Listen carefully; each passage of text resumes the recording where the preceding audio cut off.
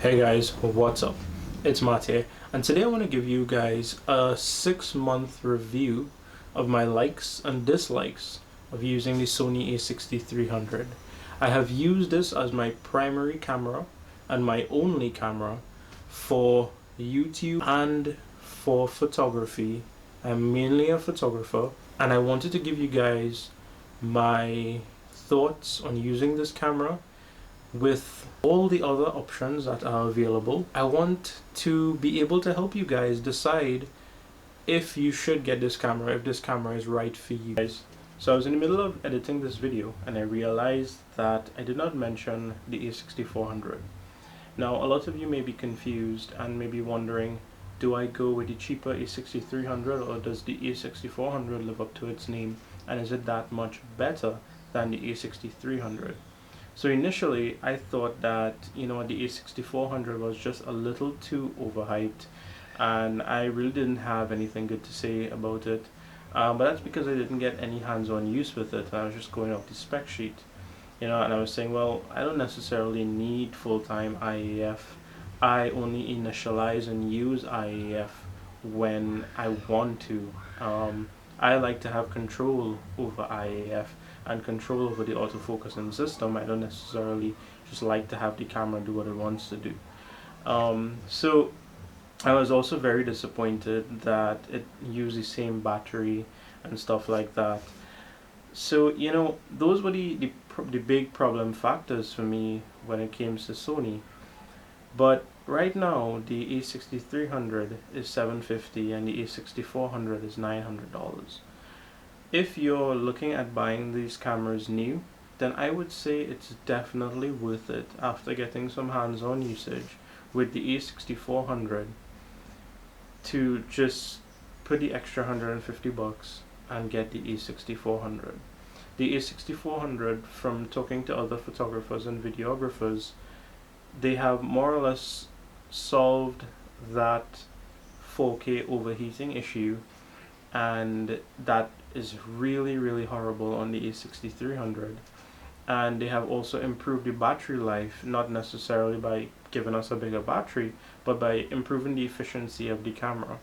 And that's both good things. So if you like the ergonomics and you're looking for like the a6000 series and you're on the fence between the a6300 and the a6400, then I would recommend that you put the extra $150 and get the a6400. You are going to be very happy about it, especially since it has that touch screen, it has that flip top screen. There are a lot of other advantages of having that a6400. Additionally, if you are looking on the used market, then in that case, since the a6400 is so new, there aren't a lot of options on the used market for it, and the price is not going to be much cheaper than the buy it now price or the new price. So in that case, I would recommend going with the a6300. You would be able to pick up an a6300 used in very good condition for $600 all day long. $580, $590, between $580, $600 is what it goes for body only, sometimes even with the kit lens. And if you're in that case, then you're looking at a savings of like $300. And for $300 you could get a Sigma 16mm, or maybe $400, or the 30mm 1.4, and get yourself a good lens with the a6300, and I'm pretty sure you're going to be happy as well. So it always depends on your budget. If you have that $900 and you still have the money to go and get lenses, good lenses, then I would recommend you get the a6400. It solves a lot of the pain points that I've had personally with the a6300, especially when it comes to battery life and overheating. So let's get back to the video. I know that this video is it may be a little bit niched, because this camera is a very capable video camera, and admittedly I don't believe that I've been taking full advantage of the video features of this camera. So I'm not going to be diving too deeply into the video features, but I'll dive pretty deeply into the photography features, as that is what I use more often. Right, so with that said, guys, let's get started. So as I mentioned before, the reason that I bought this camera was mainly for photography, doing these type of talking head kind of shots, vlogging and stuff like that for YouTube, and as well as I really wanted to try out the Sony ecosystem for myself. I have watched many videos prior to owning this Sony about reviews from every different perspective, and I realized that I really could not get a holistic impression of this piece of equipment unless I had it in my hands to use it.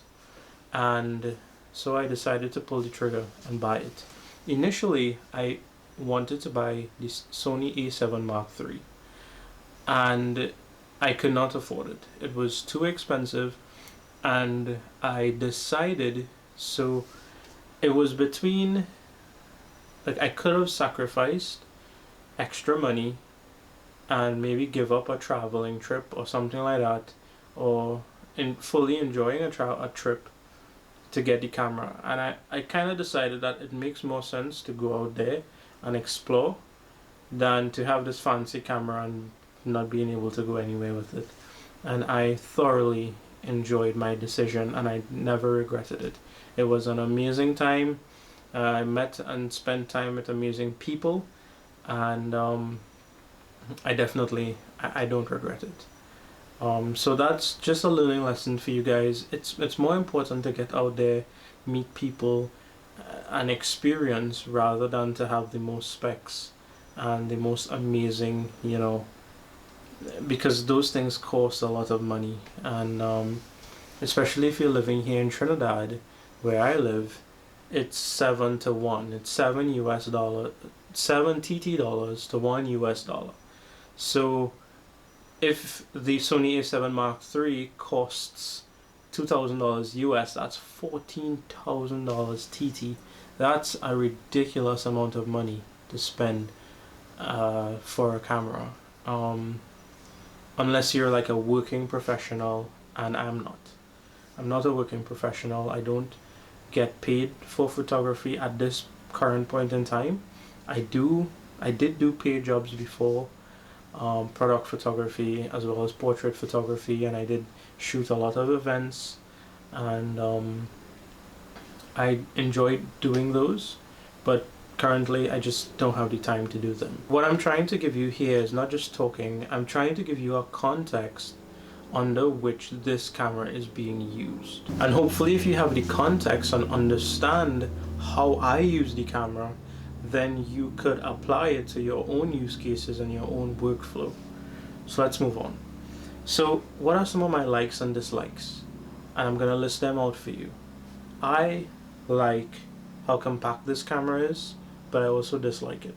So I have an asterisk there, because I have a love-hate relationship with how small it is. I love how sharp it is. I actually don't mind the color and the color reproduction on it. I like the 10 frames per second in the AF shooting.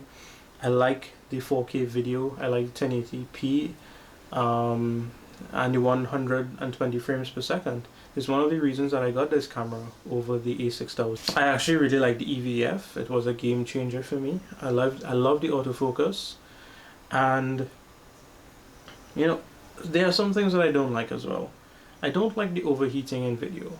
While doing this set of videos, the camera overheated twice on me, and this is with the latest firmware with the heating threshold set to high. So I could get about 25 minutes of 4K video recording before it just shuts off on its own, and that is annoying to me. So that prevents me from doing something that I want to do, and this is taking precautions as well. So I'll talk about that a little bit later on. I don't like the slow transfer over USB. I've gotten a little bit spoiled, and I don't take out the memory card out of the camera anymore. But these transfer speeds are a little bit slow. The ergonomics and handling, the buttons and stuff are a little bit small. I don't necessarily like them. This is a big one for me, but there's no dedicated battery grip. There are third-party ones up there, but it just lacks functionality. So we'll talk about that a little bit more. I'm not very confident about the weather sealing of this camera. With my D7100, I was. With this, I'm not. There's long boot up times, especially when switching between batteries. That could be a major bummer at times. But I've learned to deal with it. And hot pixels. And I will talk about this a little bit later on. And if you have this particular occurrence, I'll show you how to fix it. Now, let's go into some things that people complain about that I'm completely fine with. I don't necessarily care for a fully articulating touchscreen. A fully articulating screen or a touchscreen. I don't really care for it. It doesn't bother me that much. I am recording myself and I'm not seeing myself. I don't have a monitor. I don't have a flip out screen. But I set my autofocus point, I set my composition, and I know how I look. I don't necessarily need to keep checking myself all the time. I'm confident in this camera's autofocusing system to keep me in focus. People complain about the colors on these Sony cameras. I don't necessarily find they're bad for photography. I can't really speak to video and grading and all of that technical video stuff. I just don't have the experience. And the single SD card slot never really bothered me at this point. If I shot weddings and stuff like that, if I shot any type of event that only happened once and it's paid, then I would be a little bit skeptical about carrying this camera, and I would probably want to have a backup. You know, a backup camera is always better than two SD card slots. A fellow photographer told me that. You know, the ideal situation is to have, if you're a wedding shooter, to have a backup camera and each of them having two card slots. That's being like, you know, if anything could go wrong, it would. Whatever could go wrong, it would. I don't remember it exactly. But anyway, that is some things that I'm fine with at the moment. Hi, I'm back. So I just switched video over to my phone, the Galaxy Note 8. So you may see a difference in quality. You may see a big difference in exposure because I did not put on the manual stuff, whatever. Anyway, I wanted to show you guys what I use, what I currently use with my Sony a6300. So this is what I was recording with just now. The video clips that you saw before were recorded with this at like 30 mil on the Tamron 28-75 at, let me just make sure, at f2.8, right? So it was shot wide open. I have the Takstar SGC598 microphone. It works fine. But that's not the point of this. So the first thing that I had an asterisk about was comfort or handling or ergonomics. And I said that I didn't like it. So I want to explain to you guys as a photographer why I had an asterisk there. So let's dismantle some of these things, right? Let's take off the microphone because no one takes pictures with a microphone on their camera. Let's take off the battery grip. Right, cool. So this is the camera out of the box. Now, my biggest pet peeve is that, and I'm not sure how I can show you guys this, but it's hard for my thumb to reach the back button, to do back button focusing, because I have the IAF on the back button. What happens is that I'm in this weird position where if I have to focus using the back button, the camera digs in to this part of my hand and it hurts, especially when holding the camera like this or like this, because all the weight of the lens is pushing on this pivot point and it hurts. And then the other annoying thing is that in order for me to actually hold this comfortably, where one finger is on here and the other finger is here, two of my fingers are off of the camera. So there's literally just my middle finger holding the entire weight of the camera, and these two fingers just kind of slipping off. Now you could say, well, Matt, just buy one of those extensions and you'll be fine. But that doesn't really solve it for me, because it's kind of pointless to just have that as an extension and it doesn't do anything. So what I decided to do was to buy a battery grip. It made more sense to say, hey, I could put two batteries in here, I could put this on, and lo and behold, it's actually pretty comfortable to hold. This, for me as a photographer, I can do this all day. But when it comes to portrait mode, this button doesn't work, because it's kind of a hack.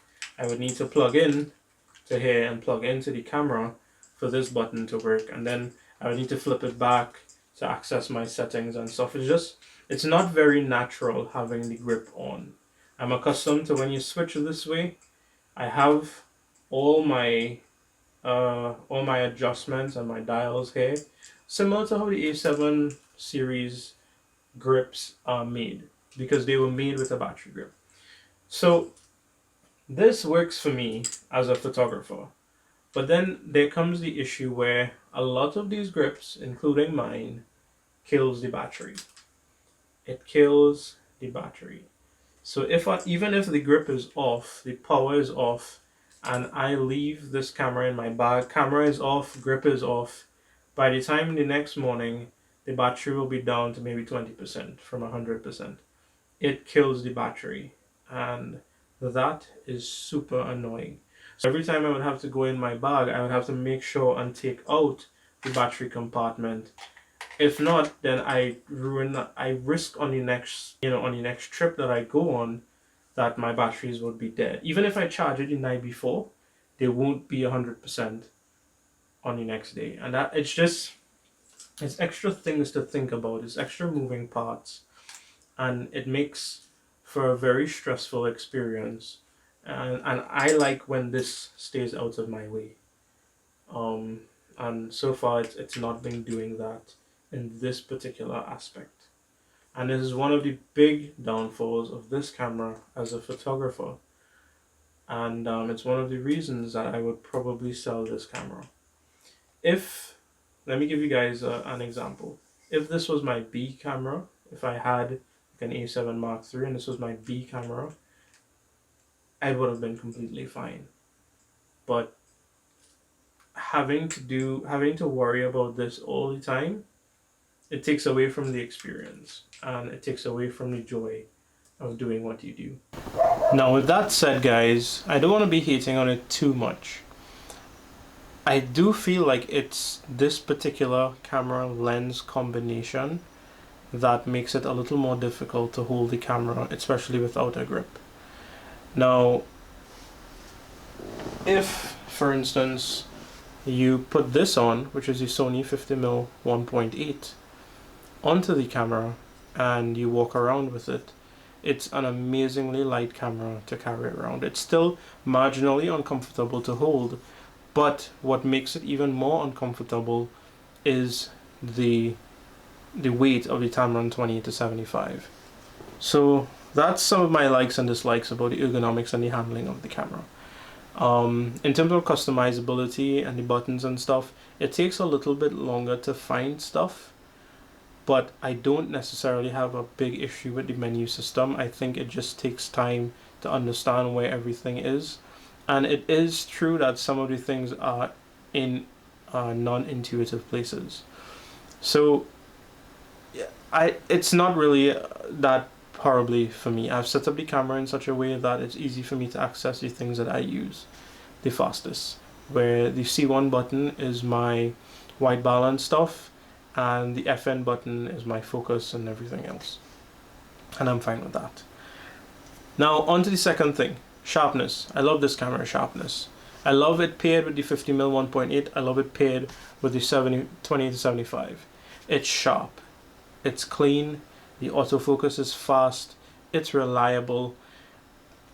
In my old camera, the autofocus system is one of the things that gave me pause, and it's one of the things that I wanted to upgrade with. I got constantly around 70% hit rate with my old camera. With this one, it hovers around 95%. Like, it's just so fast with moving subject. It just hits, it just hits, it just hits. And video autofocus is good because what you are seeing now is a testament to the video autofocus. I have done nothing fancy. In fact, I've reset the camera recently when I was doing the firmware upgrade. So what you're seeing here is straight out of camera, default settings. That's it. So it's pretty good to me. Frame rate and buffer. So guys, talking more about the photography, taking pictures, taking portraits and stuff like that. On my old camera, the a6300, it was kind of annoying to take a continuous burst of a model moving or something like that. It would often miss focus. And the most accurate way to focus on those cameras, those DSLR cameras, would have been with the center autofocus point using focus and recomposing. But with these mirrorless cameras, every autofocus point is as accurate as the center autofocus point. And I say that with a grain of salt. I am 90% sure that that's true. I hope I'm right. If I'm wrong, you guys could correct me down in the comments below. But I love being able to just throw the IAF on and track my subject as she moves, as he moves, as they walk towards me, as they walk away, as they turn around. And I'm going to be showing you guys some samples of what I'm talking about. Now, a lot of people had buffer issues with this and it takes a long time to write. For my workflow and for my photography, I've never come into an issue where the frame rate, the buffer, the long writing times actually prevented me from taking a picture. Or it prevented a client from seeing a picture. Typically, I would not shoot a sequence of files for anything that would outrun the buffer. And typically, I would take maybe at least 1 second or 1.5 seconds of a burst shot. And by the time, you know, I walk over to my model walks over to me to see it, the buffer has already been cleared. So it's never affected me. It really depends on your shooting style. I don't shoot that much bursts of images, so it doesn't affect me. Even if I'm shooting like a hummingbird or something like that, it doesn't affect me that much. I was testing the camera, testing the 10 frames per second recently on a hummingbird flying, and I noticed that maybe after 15-20 frames it started slowing down, but it kept up with, you know, that was probably the first time where I outran the buffer and I kept pushing the camera and say right and keep hitting, you know. But generally I don't shoot like that. So as a photographer who likes landscapes and nature and wildlife, this camera breaks my heart, because it's like I have all the horsepower that I wish I had on my entry-level or mid-level DSLR. On this mid-level mirrorless camera, I have the 10 frames per second. I have the amazingly fast autofocus, but I am lacking in affordable telephoto lenses to take pictures of my of wildlife and birds and stuff like that, and it breaks my heart. Now I know that you can adapt Canon glass, but I know that the autofocus is not up to the standard of birds and wildlife photography. I'm not. If you have a Canon glass existing, fine, adapt. But in my opinion, if you're coming into the Sony ecosystem fresh, it's probably not going to make any sense to buy an adapter and buy Canon glass to mount on your Sony camera. I don't think it makes sense. So that breaks my heart. I would love to see a 150-600 for the Sony platform within that sub $1,000 range. You know, I know Sony has telephoto lenses, but they're ridiculously expensive and they're super niche. So this is one thing that I miss from my DSLR days, and I wish that there was at least one good telephoto, you know, wildlife camera and wildlife lens that could be mounted on Sony E-mount. Now let's talk about autofocus. I've mentioned autofocus before, and I'm going to be showing you guys some pictures of, you know, bursts and stuff, and how well the autofocus shows. I love the autofocus. I have no issues with it. It's never disappointed me. The eye autofocus is amazing. It works every time. It works reliably, and it works well, especially when shooting one portrait or one model in a portrait kind of setting. When shooting different people, I usually revert to a more manual type of focus, where I choose the autofocus point on one person's face, and I adjust my aperture to compensate if the other models are closer or further away. So, you know, not everything needs to be shot at f1.8. Not everything needs to be shot at f1.4 or f2. You know, there are times that you could shoot at f4 or f5.6 or f8 to get what you want in focus, right? So that your plane of focus has everything that you want in focus. It would look really stupid if one model is in focus and the next model, who's maybe half an inch in front of her, is completely out of focus. Right, guys? So that's just some healthy advice. Yeah. So the EVF, I love it. I have nothing bad to say about it. Do I wish it was cleaner? Yes, a little bit. Did it ever prevent me from taking a picture? No. It works fine. I love it. So in video, I feel like I'm not very qualified to talk about video, so I'm just going to run over it pretty quickly. I don't do professional video. I don't shoot and log. I don't shoot with an external recorder. I don't do any of that fanciness. All I do is shoot to the memory card, put it on the computer, put it in Premiere Pro, adjust whatever I need to adjust, and then export it. That's my workflow with video. 4K is sharp enough for my needs. 1080p 120 frames per second is sharp enough for my needs. I don't have anything bad to say about it. It's within my scope, it's within my use case, and it works well. The rolling shot on this is pretty bad, but I don't do a lot of moving shots, so it doesn't bother me that much. So, to the issues now. I recently upgraded the firmware, and I was hoping that it would have helped me with my overheating issues. Did it? No, it did not. I get about 25 minutes of 4K recording before the camera caps out, and that sucks. The slow write speeds. So I've gotten accustomed not taking out the memory card and putting it into the computer. I've gotten accustomed with the workflow of plugging in the USB, plugging it into the computer, having it charge and transfer all my files. It takes long to do that because of the USB 2.0 interface. I'm not going to hate on the camera for that. I know it's an older camera. I know the newer ones have USB Type-C and they support faster transfer speed, so I'm not going to hate on the camera. I'm just saying that it kind of sucks. Now, as I mentioned before, the battery grip, it's a really big thing for me, especially not having those dedicated buttons and stuff on the battery grip. You know, this battery grip is a hack. You know, it's really a third-party manufacturer trying to put a grip onto something that wasn't really made for a grip. And you know what? I have to give them credit. It makes the camera more comfortable. It doesn't feel too bad in the hands, but there's a lot of bugs in it that really makes it useless, in my opinion, if I were to use it on a really consistent basis. Now, the boot up times. The boot up times, I've measured this. If the battery is in already, the camera takes about 2 seconds to boot up, where it's ready to focus. If I'm switching out a battery, it takes between 5 and 6 seconds to boot up.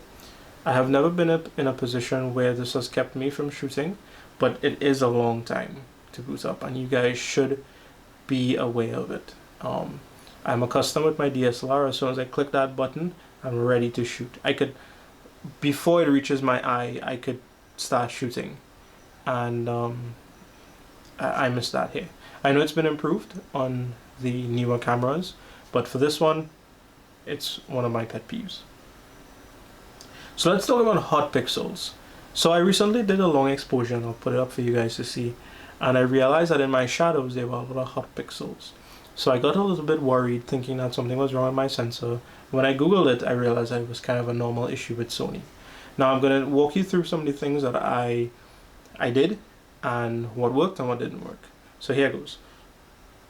I updated the firmware. That didn't help. I put on the long exposure noise reduction. That helped. But I don't like to have long exposure noise reduction on, because that doubles the exposure time. So if I do a 20-second exposure or a 30-second exposure, then it takes 30 seconds for the camera to process that image. So it takes double the battery life to do that, and that's a no-no for me. Some programs remove it automatically. I know some people say Capture One or something like that, Lumina. One of those remove it automatically. That's fine. But what I really found was the permanent fix was resetting the camera. Resetting the camera completely, remapped the sensor, and got rid of all those hot pixels. So that's fixed. So, in closing, guys, I just want to give you guys a little bit of my closing remarks. And who is this camera for, and who may want to stay away from this? So, who is this camera for? Anybody who takes portrait style, street photography, food photography, any type of photography that you generally shoot with a medium to wide angle of lenses, because that was really available for this camera within the price point and the budget of it. I'm not saying that if one day Sigma or Tamron comes out with 150-600, I'm not saying that I would ever hesitate to put it on this. I would definitely do that. But it doesn't exist right now, and you would realize that I'm not really I'm focusing on the pairing of the camera and the lenses, because that is what really makes a photo. A camera by itself doesn't really do much. If you take the lens off the camera, you can't do anything with it. You need the lens to enable you to create, right? So I would say this camera is best for portrait photographers, run and gun video shooters, street photography, travel photography. It's lightweight. You pair this with APS-C lenses from Sigma, like the 16mm 1.4, the 24mm, the 30mm 1.4, the 56mm 1.4, and you will have an amazing camera, amazing combinations. It's just that when I was looking into purchasing these lenses for this camera, I stood back and I thought to myself, I know the reason that I bought the Tamron 28-75 is because I want a full frame camera. So I told myself, why invest more into the APS-C lenses and the APS-C line when I'm not sure that I'll be keeping it for a very long time? And that's just my thinking. You may disagree, but that's just me. So who may want to stay away? Wildlife photographers. There's just no lenses that I could see that are affordable that would be for you. So if you're now getting in and you love taking pictures of birds and stuff, I would definitely recommend going to the Canons and the Nikons, just because you could pair it with good, cheap telephoto glass. So I said all that to say, this is a good camera, and it strikes a lot of balances, and it strikes a lot of boxes. It ticks a lot of boxes, and for most people, I would say that there's no need to really upgrade from this camera, especially if you are in my position where you're doing non-professional photography and you just do it as a hobby. There's really no reason to upgrade, and we need to really come out of that, that gas mentality, or the gear acquisition syndrome mentality, where we just want the newest stuff. And I would never say that this camera has prevented me from taking a picture. I know how to work within its limitations, but I know that at the same time, I want my photography to be easier. and I don't want, you know, the camera, it is a part of the experience for me, and I think I want to upgrade eventually, but for now I'm gonna keep this, and if I have to turn my AC on, I'll do that so it wouldn't overheat. So until next time, guys, hopefully I make another one of these. I'm not sure on this, doing this full time, or at least consistently, but at least I wanted to get this one out so that you guys could have an idea and an update in 2019 about the Sony a6300. It's not obsolete, it's not too old to be amazing. It's really, really good, and for 90% of the people this would be more than enough. I would see a beginner coming in with a 16mm 1.4 and a 56mm 1.4 and creating an amazing array of images that would blow people's minds in sharpness and clarity and contrast.